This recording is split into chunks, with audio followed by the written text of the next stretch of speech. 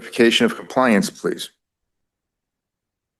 This meeting was noticed to the media and the public as required by Section 19.84 of Wisconsin statutes. Thank you. Do we have anybody here for public comments or online? No? We are moving along. The meeting agenda is set. I will consider approval of minutes from the previous meeting. I'll make a motion. Motion by Randy Newman, Second. second by Steve Karianen. Any discussion? All those in favor? Anybody opposed? It's approved. You have anything on the fair? I just say that to be funny. It's I okay. think you're funny. University of Wisconsin Extension. Good morning. I know it's not my official month to report, but do have a couple updates for you. I also have Rue on the line. So I included in the packet the regional crops educator position, really to kind of keep you up to date with how we're moving forward with that position. Reminder, that's Kevin Shusho's position, and he's retiring and is in that process. So if Kevin were being hired today, this is likely the program area that he would be moving into and the support that comes from the university through this program area.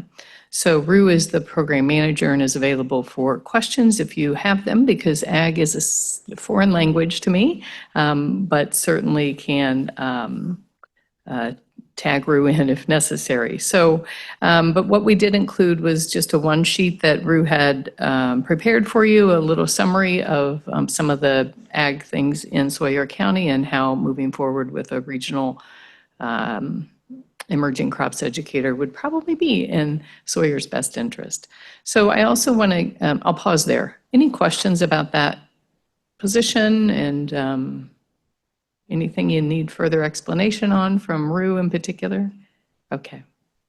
I will also give you a heads up. I did talk with Mike about this too. Kevin covered 3 counties, Sawyer, Burnett, and Washburn counties. Barron County is also interested in this position. So if that moves forward, then your investment might shrink just a little bit from a 0.33 to a 0.25 position. So those are things that we're also looking forward to exploring, as well as then taking some time over the next month to kind of scope the position and really move forward with how to best serve all those counties with the position. So we'll keep working on that unless you tell me not to. I also, anything else about the ag position? If not, I'll move forward. Okay.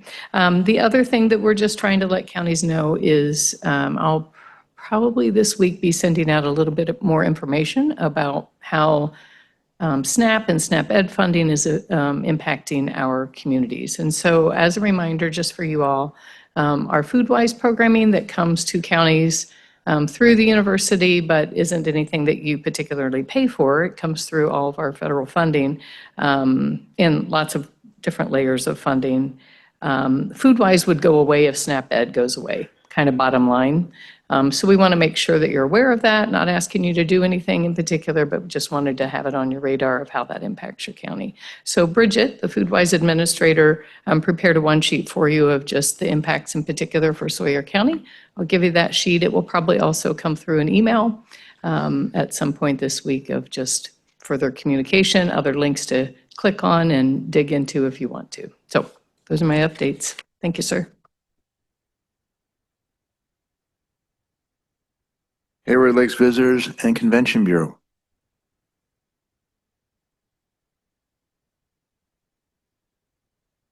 Thank you. Good morning, everyone. Just a couple things. In general, our website traffic continues to outperform our previous year month over month. When we're looking at these measurements, 10,279 engaged sessions is phenomenal. So people are finding our website and they are interested in the content and they're engaging with that content and hopefully planning trips. 77.4%, which is a lot, of our visitors actually visit our website through their mobile devices. So when we revised our website 3 or 4 years ago, we made sure that we were mobilely enhanced, knowing that a lot of people are just using their phones.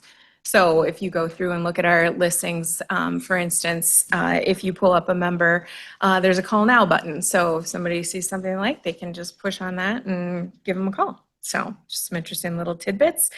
Additional items of note, our summer staff started Memorial Day weekend. We have 3 staff through June and then 2 through the rest of the summer, additional to our 2 year-round staff. The Hayward Lakes Visitor and Convention Bureau, in conjunction with the Hayward Area Chamber of Commerce, will be running a contest this summer to win a giant stuffed bear, and along with $100 in chamber bucks. This is actually an effort to gain some information that we can't glean from website analytics or things like that, and just getting a feel for who comes into the visitor center. Since it's run by both organizations, we thought it would be nice to run a contest so we can get people's, not asking for addresses, just asking for city and state, so we know where people are coming from, just to potentially change marketing directions or just fortify what we're already doing. So the contest runs June through August. Winner will be announced at the beginning of September, and hopefully we don't have to ship the bear too far away. The VCB in and of itself will also be running 2 additional contests over this summer. We are doing our 4th year in a row of our vacation guide cover contest, which not only helps generate a lot of user-generated content and great photos. We give $500 for the winner, and their photo is featured on the cover of the vacation guide for a full year. But a lot of the people who submit photos, they're featured throughout the guide throughout the year. So it's really a win-win for everyone. We're also doing a win a day of fishing with professional fisherman Chad Grigsby. We sponsor him on a small level. His family has a place on Lac-Courte and has for years. So he's a national bass fishing pro. But he, as part of his contract this year, agreed to do a day of fishing giveaway, and the winners will get an overnight stay at the Holiday Inn Express the night before their fishing. And we will be collecting the entries as a part of an email list. So we have a good email list of people who are interested in fishing. So I am technically under embargo with the state economic impact numbers until tomorrow. But since I'm not going to see you for another month, I just wanted to let you know that I was incredibly pleasantly surprised and that the results are positive. So keep your eyes out for press releases that will be coming tomorrow. But despite our difficult winter, Sawyer County prevailed in economic impact for tourism. So very exciting. Any questions? Thank you. I don't think the Historical Society is here. Doesn't look like the Economic Development Corp. They might still be trying to find parking. Is here. That could be the case. The library is not on the agenda today. We still do a broadband update? Is that still the deal? This would probably be the last one for a while. We had 2 final projects that were part of the ARPA money that the county had designated towards these projects, and the final 2 have been completed and paid out now. So that's why this is probably going to be the last one for a while. We've finished all the ones we had set forth. I really skipped ahead there. I was on a roll. Trail reports. Motorized trail. Kind of did a head fake there. Forgot why I was here. Since I escaped the fiasco coming in. Anyhow, Kathy LaRue, Sawyer County Alliance. This past Saturday, the Muddin for Kids held their 9th annual ride that benefits the Christmas for Kids Foundation. They had 125 registrants riding in 60 machines, very successful. I did go out and interview Kat Miller and Kathy Hansen, and we'll be submitting an article into the paper for this week too. I think it's a great fundraiser and a great cause. Over the past 8 years, they've donated, I think, upwards of $28,000 towards Christmas for Kids. That's their major fundraiser. The only other thing I really wanted to say is I want to clarify the Sealy Forest Trails and what I spoke about at the county meeting. The Alliance is not against that trail system. We never were. We don't have any issues with it. We were simply against anything that encroached upon our trails. I met with that group for over a year and brought up our concerns each and every meeting, along with offering them solutions on how they could fix it, how they can apply for federal RTP funds, which is money derived from the gas tax from motorized sports users, and it's used for non-motorized trails and trail development. I gave them a lot of information, but they did not take us seriously, and our concerns were not met, and therefore we spoke against it at the county board meeting on the 2 points of the trail crossings. Upon listening to our forestry administrator, Greg Peterson, speak at the same meeting, it became apparent that there were many other reasons that he had as the forestry administrator as to why he was against that trail as well. So I just wanted to bring that to light and let people know that we were not against that trail system. I still think something like that in the county would be just an awesome benefit. But they need to work with us and make sure it isn't encroaching upon our few trails that we have. That's all I have to say unless you have questions.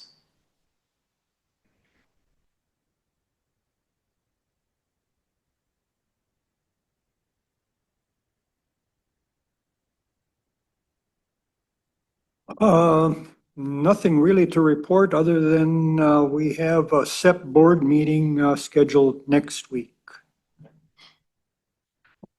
Any correspondence from conferences or meetings? I'll bring up something. 2 weeks ago, Stacy and I went up to Washburn for the groundbreaking for an affordable living unit up there. It's a 40-unit complex targeting workforce housing and senior living housing, and pretty nice process. They'd spent years developing it, and they worked with WIDA and HUD and Extension and City, County, and then what was it? Sinair Solutions probably led up the project. So I got to meet some people, talk with them, and it's definitely a need here to have some sort of workforce housing. We have more and more call-on services and fewer places for people to live. So it's. What would be, I agree with you, what would be, if there's an answer, like off the top of your head, what's like a first step we should be taking to not make the commitment, but at least go in that direction? Well, I think a first step, and why I spoke with the lady from Sinair is, they do this, so that would be a good first step. Stacy's probably knows more about it through her day job. Oh, I'm not going to get into that.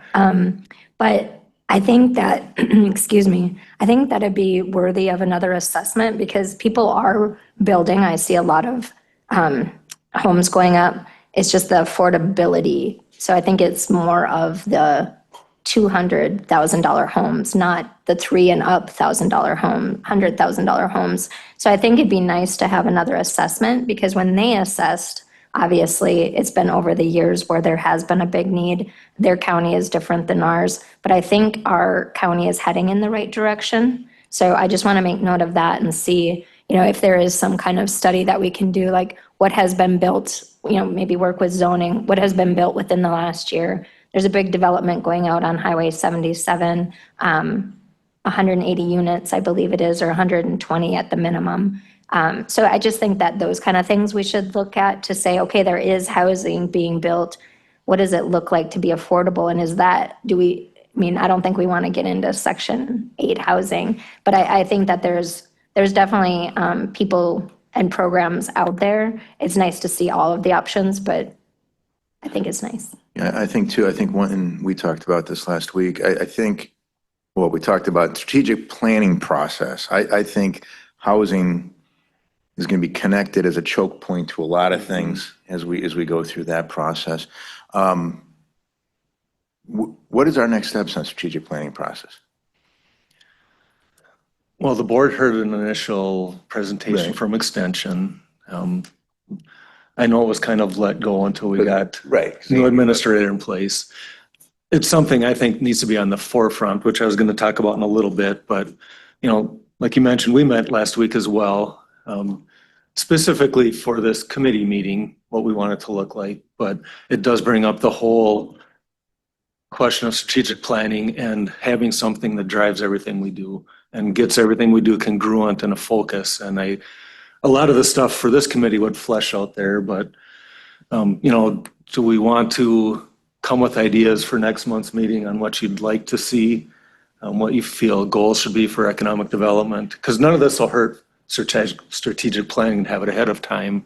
But then along with the goals, what data points would you like to see if we're making progress towards those goals? And make all of our committee meetings a little more meaningful. Yeah, So it's not a model just for economic development, Right. it's No, what we okay. talked about, but it's just my concern. the strategic planning does need to happen sooner than later because that will be our roadmap for what and how we do things. And do we think we'll start that in the summer, in the fall, in the year? It will be tough to do it during budget time, but I think we should. Yeah. So, because budget goes along with that as well. So I could see a late summer start. Okay. I'll have to speak with Extension to make sure that works with their schedule. Well, also, is that something that you want the rest of the committee reporters, they report every meeting. Is that something that you want them to work on to present to us also? Like what their needs are for the county? I mean, they do a great job reporting. I don't want to take away from that. But if we can all make sure we're focused on that strategic plan, I like that idea. Yeah, all the reporting is great. You just want to make sure that everything is pointed in the same direction and that every report has a meaning and every meeting we have has data that you bring to it. Because if you're not looking at data, you don't know if you're improving or not. So I'm very data driven in my leadership and it's worked in the past. Yeah, and I think when we go through that process, it will bring, it'll emphasize more, it'll better highlight, I think, because I think when we talk about housing now, it's just kind of in a silo when it's like, I don't know what people envision in their heads, but it's like, oh, people don't have a place to live. Okay, well, that's part of it. But when you talk about, I'm not saying we would do this, but hey, let's make an initiative. This is an example. Let's make an initiative to have more of a diverse economic development program. We realize that vacationing is going to be the number one, probably always, but boy, let's get some more industry in here. Well, I think eventually that's going to show up as, hey, XYZ would love to come here, but there's nowhere for the workers to live, so they're not coming, right? So it kind of, now that adds, oh, people can't live, oh, we can't get industry in here, and I think those things will start piling up, and I think that'll help make decisions, so. Agreed. Okay. One more piece of correspondence. I had dinner with Mark Rose last Thursday evening. He's from Discover, Wisconsin, just to start connecting and see if there's anything we can work together on. I'm actually going to meet with him again tomorrow. So just to brainstorm a little bit. Question for you. At the county conference last year in La Crosse, they were highlighting different counties. How do we get on that so that they highlight within the WCA? How do we get on? Do we talk to WCA about coming to video, or Sawyer County doing their little spiel here? Well, I can't answer that now, Okay. but one thing Mark wanted to do is actually bring me down to Madison to meet the president and executive director, Mr. O'Connell, which there I would be able to get a first step on. Well, I talked to him. And Did you? Yeah, come up to Sawyer County and do a video. Okay, But- well, there you go. But that was last year, and then I didn't know how to go that route because I have to walk Jeff. Well, we can leverage this new relationship to try to get some of that done. You and Mindy. All right. we'll get it done. One other example, this is real quick, but since I'm not trying to delay to make this a half-hour meeting. I think we're still going to be done soon. But I was at an event this weekend, and making a long story short, I was tabling, oh, you're on the county board, and this woman started kind of complaining, like, her issue was, I can't remember the other franchises she mentioned, but Culver's was one of them. We want a Culver's in Hayward, and what's going on? My understanding is Culver's wants to come here, but we won't let him in. And I said, oh, well, that's more of a city of Hayward thing, so I just kind of brushed it off. But goes back to my point. I'm not sure. My understanding was when I heard about the Culver's rumor is that they won't come here because they don't feel they can get the workers, which kind of then leads back to affordable housing. There's number 3 now. People can't live. We couldn't get manufacturing if we wanted to, and we're not getting a Culver's. Personalize the Culver's thing. That'll get the community to support better housing. We'll let you spearhead that one. Well, that Culver's rumor has been going around for about 10 years, and there was Applebee's before that. So it's not just the workers. And then I've heard people Yeah. want the Taco Bell, Kentucky Fried Chicken back, so it's not my district. I won't worry about it. Future agenda items, Mike, we've talked about this. I had thought we did this, but other counties have done a non-binding resolution to support, and once again, our esteemed vice chair might know more about this, the Apostle Islands as a national park.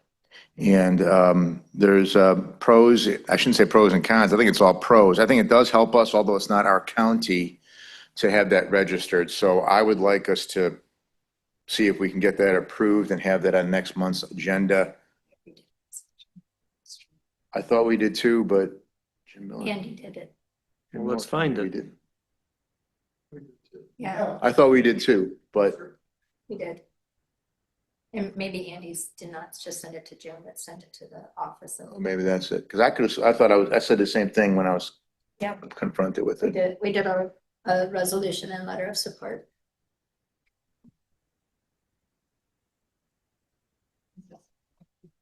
So I'll find it and let me know who you'd like it sent to. Okay, But I believe it's ours. So. That was easy. Any other future agenda items? Okay, well, that was quick. Thank you for everybody's time. And fast meetings are good sometimes. Adjournment.